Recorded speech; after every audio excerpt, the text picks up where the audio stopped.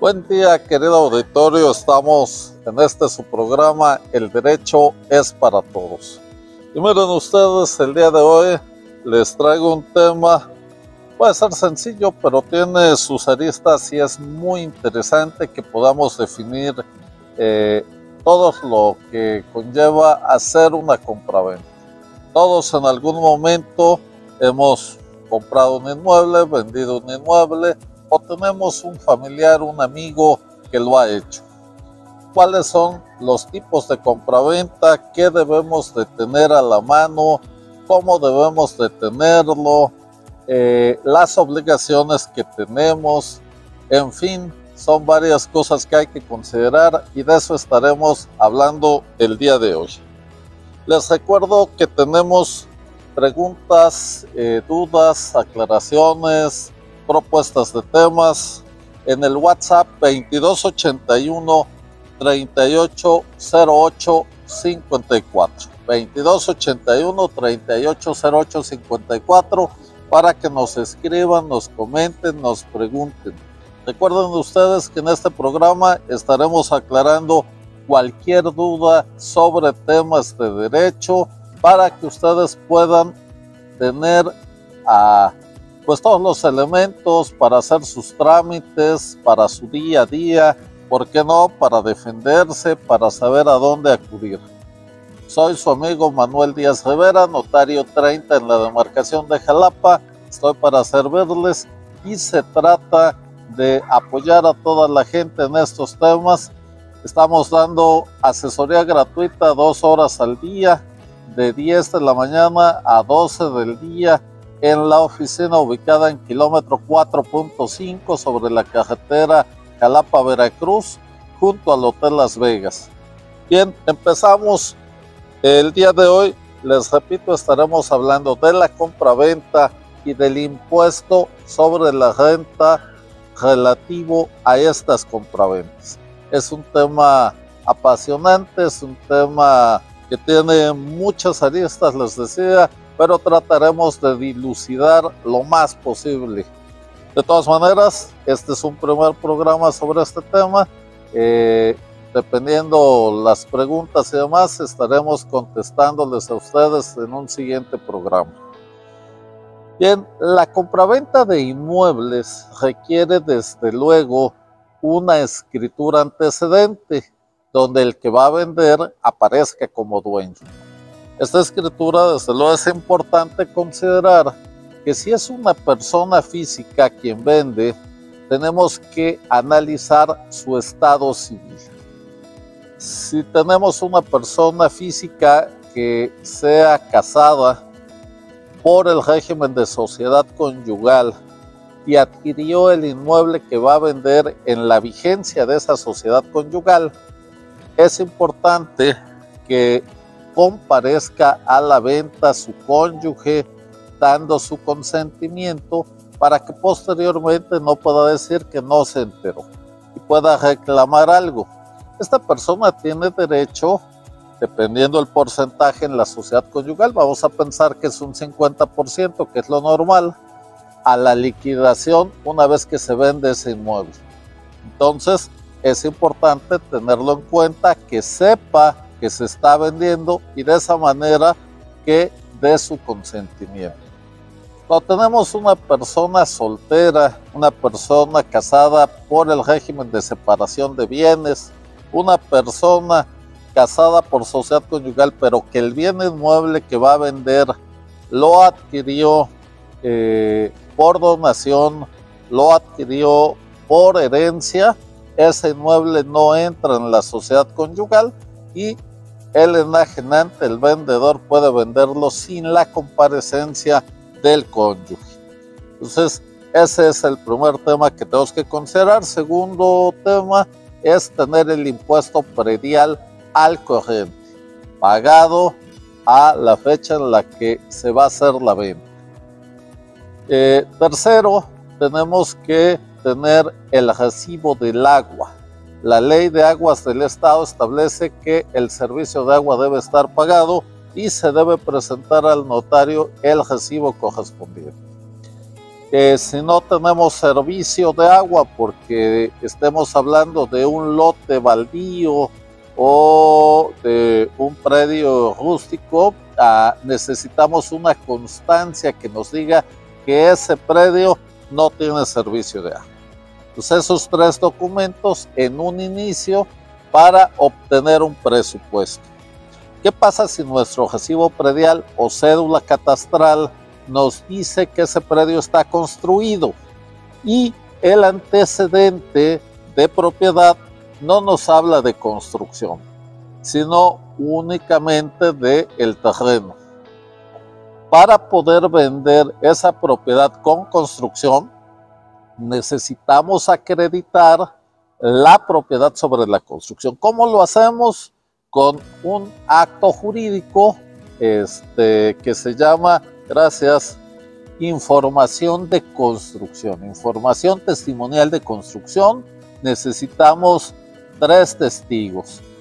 ¿Qué nos van a declarar los testigos? Que saben y les consta que el enajenante es el que hizo la construcción y por lo tanto es el dueño de la misma. Esto es muy importante porque de esta manera es la única forma de acreditar la propiedad sobre la construcción, que puede ser notarialmente o puede ser en el juzgado.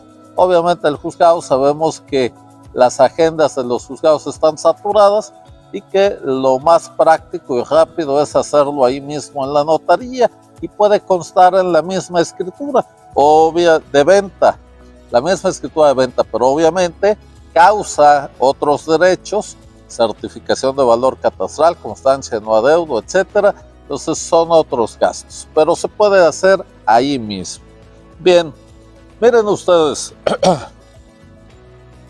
tenemos una pregunta a nuestro WhatsApp que dice: si la cónyuge no está de acuerdo en la venta, ¿qué pasa? Es además común que cuando las parejas se separan y tienen algún problema por ahí entre ellos, entonces puede suceder eso. ¿Qué hay que hacer cuando tenemos una propiedad que adquirimos durante la vigencia de una sociedad conyugal? No hablamos de la copropiedad, esa es otra cosa, sino lo adquiere uno solo de los cónyuges casado por sociedad conyugal. Entonces, en ese caso, requerimos siempre autorización judicial. Recuerden ustedes que cuando alguien no tiene, no quiere dar un consentimiento, puede ser un coheredero, puede ser un copropietario, puede ser, como en este caso, alguien que tenga derecho a la liquidación de la sociedad conyugal, no está de acuerdo, hay que hacerlo con autorización judicial. Y si esa persona no quiere firmar, una vez que ya acreditamos todo, el juez puede firmar en rebeldía de esa parte. Entonces, muy bien, muy buena pregunta, además, muchas gracias. Ok, miren ustedes, es muy común que la gente llega con nosotros a las notarías y a veces no se puede expresar de la mejor manera o no se puede expresar técnicamente, pero esa es parte de la labor del notario de tipo latino. Esto es, todos los que tenemos dentro de la tradición jurídica, estamos en países que nuestra tradición jurídica viene del derecho romano canónico, como es el caso de México, por herencia de España, etcétera. Esa es nuestra tradición jurídica. Entonces, el notario de tipo latino tenemos la obligación de interpretar lo que las personas quieren. Yo no puedo hacer algo que diga yo, bueno, es que eso fue exactamente lo que me dijo. Tengo que interpretarlo y darle la forma jurídica adecuada. Entonces es muy común que la gente llegue, a mí me ha tocado alguien que llegó y me dice: oiga, notario, quiero un cambio de nombre. Y como ustedes saben, los notarios aquí en Veracruz podemos hacer cambios de nombre, solo del nombre propio. Entonces me acuerdo de una vez uno que llegó y me dijo: oiga, quiero un cambio de nombre. Le digo: oye, ¿y cómo te llamas? Dice: Héctor. ¿Y cómo te quieres llamar? Pues Víctor. Entonces, bueno, se comía la cesta, amigo. Pero en este caso que les digo, Me dice, oye, quiero un cambio de nombre. Le digo, ¿cómo te llamas? No, pues Juan. ¿Y cómo te quieres llamar? No, pues igual Juan. Bueno, entonces, ¿dónde está el cambio? No, es que compré este mueble y quiero que le baje usted aquí el nombre del anterior y que ponga el mío. Yo, no, pues no es así de simple ni de sencillo. Tiene un procedimiento, tiene responsabilidades, causa impuestos, causa derechos. Entonces, bueno, hay que tomar en cuenta todo esto. Vale la pena aclararles la diferencia entre impuestos y derechos, que aunque son temas técnicos, es importante que ustedes, querido auditorio, sepan la diferencia. Miren, hay un concepto en el derecho fiscal o tributario que se llama contribuciones. ¿Qué son las contribuciones? Todo tipo de aportaciones que los ciudadanos tenemos que hacer para el sostenimiento del Estado. Estado, llámese gobierno y toda su estructura. ¿Cuáles son estos tipos de contribuciones? Pues son los impuestos, los derechos, los productos, los aprovechamientos y las contribuciones por mejoras. Entonces, ¿cuál es la diferencia entre el impuesto y el derecho? El impuesto es una situación de hecho gravada por la ley. Esto es, yo compro un coche nuevo, hay un impuesto sobre adquisición de vehículos nuevos. Entonces, por el solo hecho de yo comprar un vehículo nuevo, tengo que pagar un impuesto. Voy a la tienda de autoservicio y compro unas galletas, tengo que pagar un impuesto al valor agregado, porque es un alimento procesado, ¿vale? Entonces, ese es el impuesto. ¿Y el derecho qué es? Bueno, el derecho es una contraprestación por un servicio que me da el Estado. Por ejemplo, hago una compraventa, necesito que me la inscriban en el registro público de la propiedad, entonces pago un derecho por el servicio de inscripción. ¿Ok? Bien. Entonces, nuestra compraventa que estamos explicando causa diversos impuestos y derechos. ¿Qué gastos voy a hacer si compro? Si compro, tengo que pagar los honorarios del notario. Obviamente eso causa un IVA y me debe de dar el notario una factura digital, un CFDI, un certificado fiscal digital por internet. Es bien importante este tema porque en ese certificado debe de ir el precio de la operación. Y si no va ese precio de la operación, cuando yo venda no voy a poder acreditar ese precio. Entonces, si yo vendo y no tengo ese CFDI, no voy a poder acreditar en cuánto me costó ese inmueble. Y entonces el precio será cero y mi impuesto que voy a pagar yo, pues se va a ir a las nubes. Y eso es lo que no debe suceder. Muy bien, entonces ya tengo yo pues ese pago que debo hacer por sus honorarios al notario. Segundo, se causa el impuesto de traslación de dominio. En otras entidades se llama ISAI, ISABE, pero todo es por la traslación y tiene una tasa. Depende del municipio en donde esté ubicado el inmueble. Aquí en Veracruz la mayoría de municipios tienen tasa de 0.5. Hay otros municipios, unos 30 municipios que tienen tasa del 1%. Hay un municipio que tiene tasa del 1.5, que es Boca del Río. Y hay un municipio que tiene tasa del 2%, que es Veracruz Puerto. Entonces, dependiendo del municipio donde esté ubicado el inmueble, es la tasa del impuesto sobre traslación de dominio que hay que pagar. ¿Quién lo paga? El que adquiere. Ok. También tenemos derechos que pagar. Como ya les decía, derecho de inscripción, un derecho por certificación de valor catastral, otro derecho por expedición de constancia de no adeudo, etc. Entonces, hay que considerar todos esos gastos. Es importante, ¿verdad? Y obviamente, pues tener los comprobantes para poderlos acreditar. Muy bien, entonces ya tenemos nuestros gastos, ya tenemos nuestros documentos, ¿verdad? Resulta que hay varios tipos de compraventa. Esto es compraventas con distintas modalidades. ¿Cómo cuál? Vamos a pensar en una compraventa a plazos. Miren ustedes algo muy importante, y este es el primer consejo del guía. Cuando van a comprar un inmueble, no deben dar ningún anticipo si no es contra la firma de su escritura. Entonces me van a decir, oiga, pero es que voy a comprar a plazos. Bueno, no importa. En la escritura establecemos los plazos, pero no pague nada antes de que le firmen su escritura de compraventa. Entonces, ahí en la escritura establecemos el precio, los plazos y cómo lo va a pagar. Entonces va a decir el vendedor, bueno, ¿y yo cómo me aseguro que sí me van a pagar?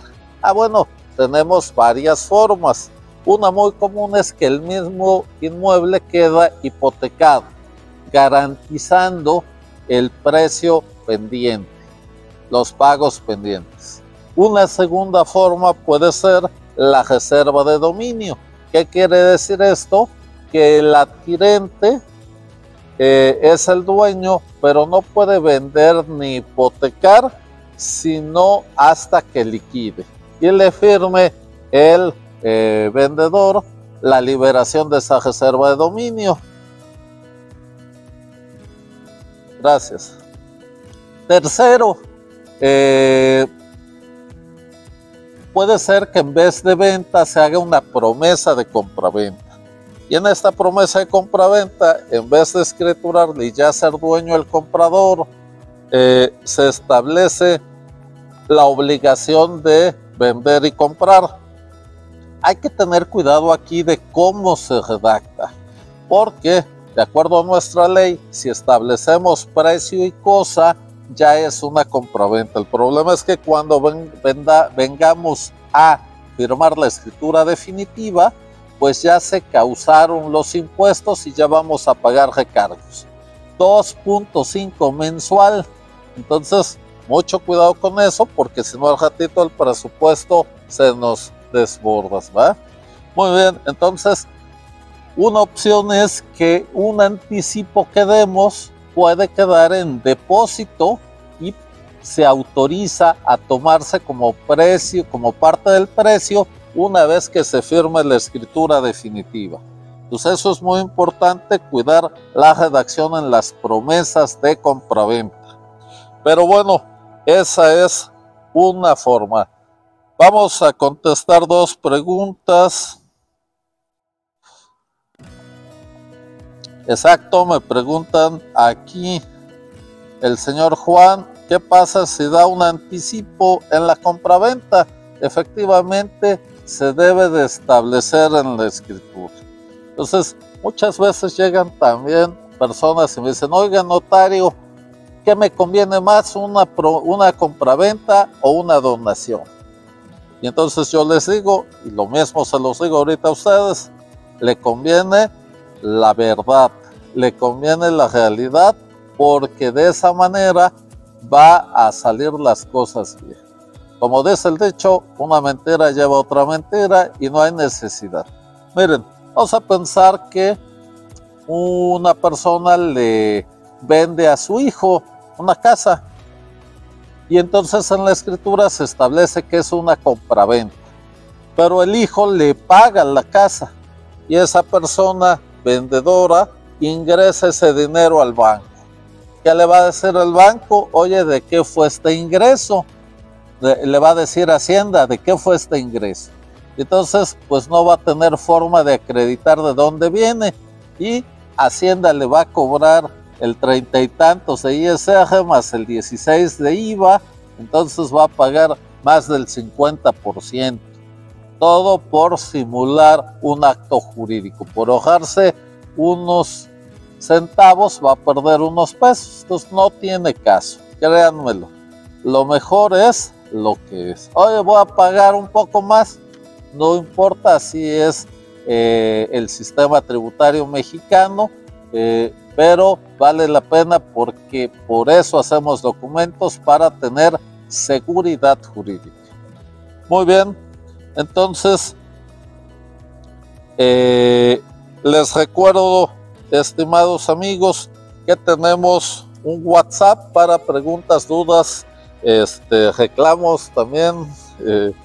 propuestas de temas 2281 3808 54 para que se comuniquen con nosotros. Recuerden que estamos en el programa El Derecho es para Todos, donde lo complicado lo hacemos sencillo para que usted tenga su día a día, pueda resolver sus asuntos, por qué no, defenderse, etcétera.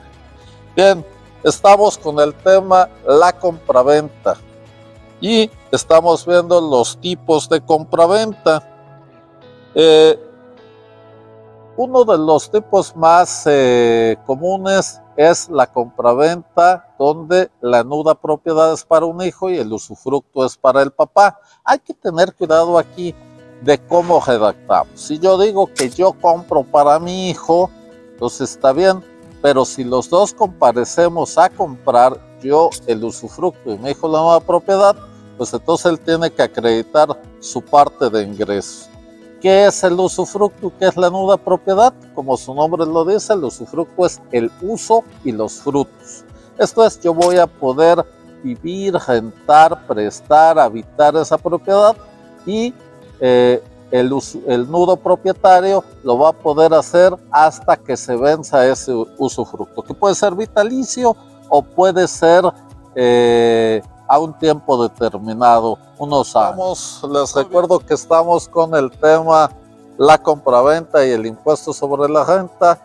Es un tema, hemos tenido muy buena participación, tenemos varias preguntas, pero antes de pasar con ellas, comentarles que muchos clientes, muchas personas llegan y me preguntan, oiga, ¿qué es mejor, la compraventa o la donación? O a veces hay quien dice, o la cesión de derechos.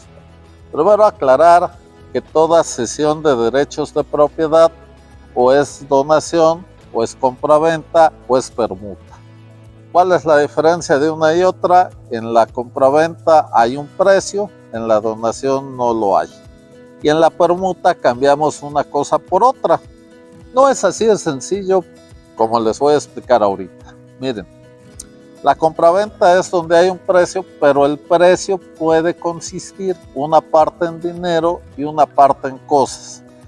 Si se hace todo por un cambio, una cosa por otra, porque finalmente el dinero es una cosa, nada más que el dinero es una cosa fungible. Esto es, no necesito un billete con una serie determinada para que se acredite ese pago. Esto es, puede ser un billete, puede ser un cheque, puede ser un depósito. Y en cambio en la permuta tenemos que dar una cosa específica de cosas no fungibles. Esto es que no se pueden reemplazar una por otra. De manera tal que si yo, la mayoría del precio es en dinero, es una compraventa, aunque dé una cosa también, un coche por ejemplo. Pero si la mayoría del precio es una cosa, entonces será una permuta, ¿sale? Entonces del 50% es dinero, será compraventa, menos del 50% en cosas, será una compraventa, más del 50% en cosas, será una permuta. Es importante porque tienen un tratamiento fiscal distinto. Ok. Y les decía yo, recordarles que no es lo que más convenga, es la realidad. Si ustedes van a regalar algo, entonces así se establece. Mucha gente dice, oiga, es que, ¿verdad que no se puede vender en menos del valor fiscal? Pues no es cierto. Usted puede vender en el precio que quiera. Usted puede tener un inmueble de $1,000,000 de pesos y venderlo en $1. ¿Cuál es la diferencia? Miren ustedes, mucha gente piensa que la donación es más barata, pero no es así. De hecho, es más cara. ¿Por qué sale más barata? Porque se hace entre parientes en línea recta sin limitación de grado. Esa es la que está exenta de impuestos sobre la renta. Pero si yo le dono a una persona familiar que no sea en línea recta o que no sea familiar, esa donación causa un 20% de impuestos sobre la renta por adquisición y lo paga el que adquiere. Vamos a pensar que tengo un sobrino que es mi pariente en línea colateral. Este sobrino le voy a vender una casa de 1,000,000 de pesos, pero como lo quiero mucho, se la voy a dar en 500,000. Entonces, ¿se puede? Claro que se puede.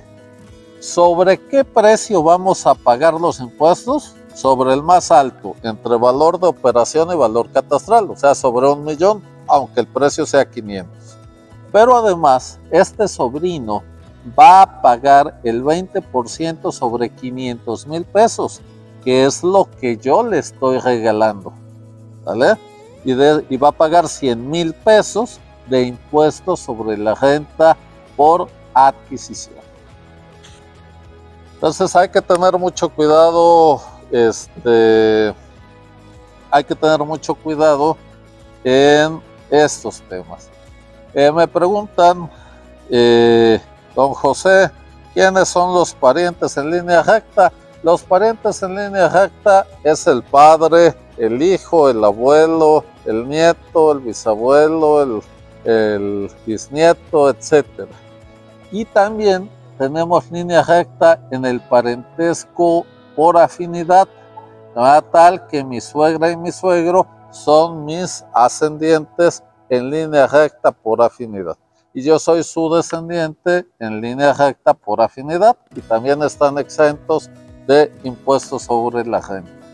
Para todos aquellos que adoramos a nuestros suegros, ahí está, le pueden donar sin problema.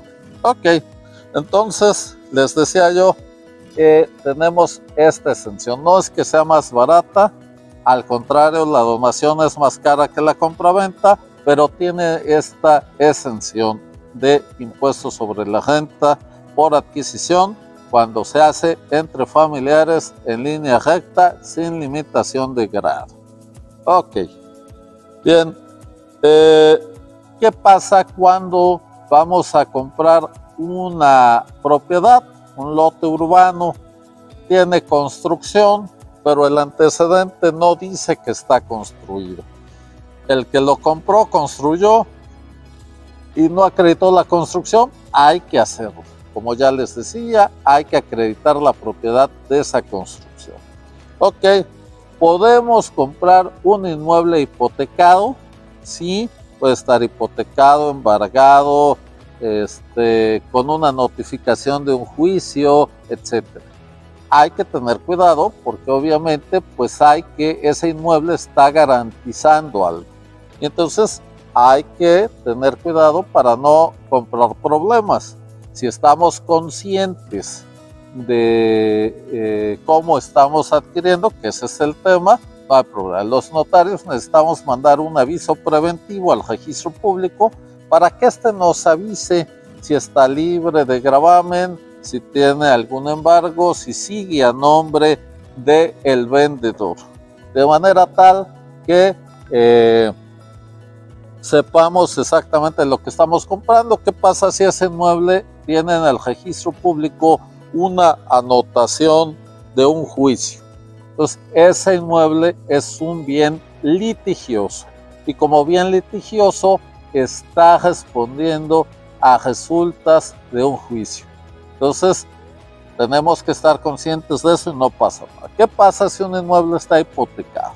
Una hipoteca, por ejemplo, de banco, una hipoteca de Infonavit o Foviste. Generalmente estos contratos establecen la obligación del adquirente de no vender, ni rentar, ni modificar, ni enajenar de ninguna forma. Lo que es absurdo, porque cuando nos morimos enajenamos.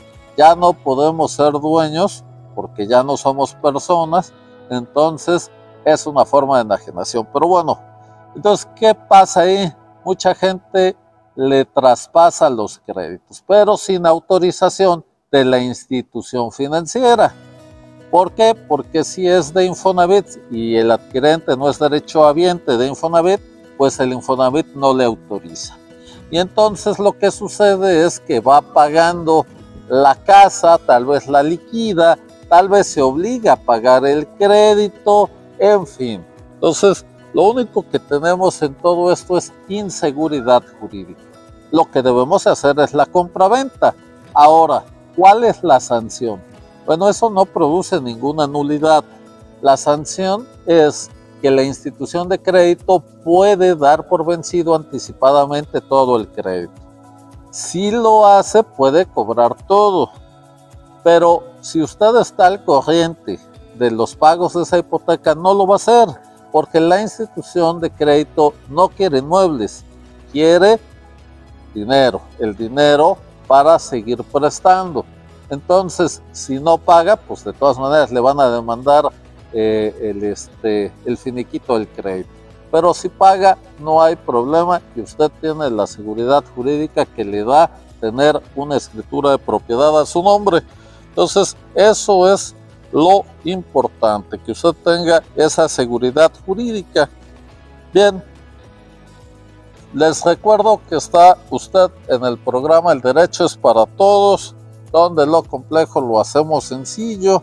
Le explicamos todo lo que tiene que ver con el derecho, todos los temas, y tenemos que, para hacerle más fácil su día a día, para que usted sepa dónde hacer sus trámites, qué derechos tiene y se pueda defender de la mejor manera.